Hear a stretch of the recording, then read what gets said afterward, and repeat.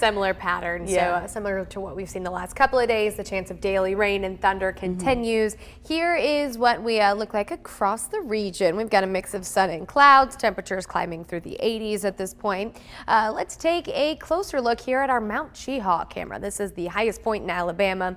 You do see some clouds from that view. Overall rain coverage right now fairly low. I expect that to change though as we head through the afternoon and into the evening hours. So far today we've seen the better coverage across really the northern quarter of the state, but looking at the radar at this point, a few isolated showers across Marion, Winston, one downpour just south of Coleman, and then we're watching another downpour just south of I-20 in Cleburne County.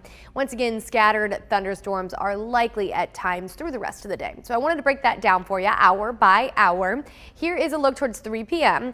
At that point, we have scattered thunderstorms. It doesn't rain everywhere all the time, and there will be some locations that don't pick up any rain.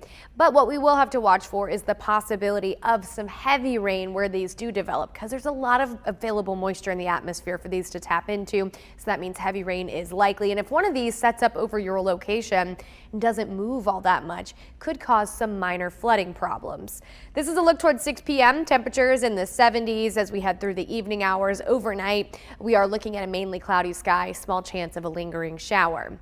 Weather Prediction Center, including much of the state of Alabama, in a marginal risk for excessive rainfall as we head through the day. So once again, kind of reiterating that message that where these thunderstorms do develop, they could produce that heavy rain. Tomorrow, there is a slight risk of excessive rainfall. We are expecting a little bit better coverage of rain and thunder. And then Thursday and Friday, kind of more of that same pattern, the daily risk of rain and thunder.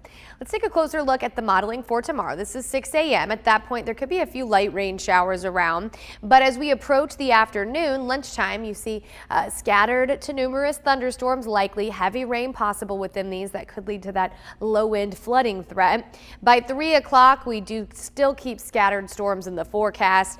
And then by 6 p.m., you guessed it, more of the same. So really, we are kind of just stuck in this pattern that keeps that daily chance of rain and thunder. When it's not raining, the sky is partly to mostly cloudy. Elevated rain chances continue through the rest of the work week. And then as we approach the weekend, those rain chances are going to come down just a bit as we start to see some high pressure build in. I did want to show you what rainfall totals look like though over the next 7 days. If you remember, over the last week or so, we were talking about very dry conditions across Alabama, some locations included in drought conditions. Well, over the next 7 days, we're going to pick up an additional 2 to even 3 inches of rain. So hopefully this is really going to help out with that flooding, or excuse me, with that drought concern. The problem is that if we get too much of a good thing in a short period of time, that's when we start to see some of that minor flooding concern. Over the next couple of days, a daily chance of rain and thunder with temperatures below average, but by the weekend, highs return to near 90 degrees.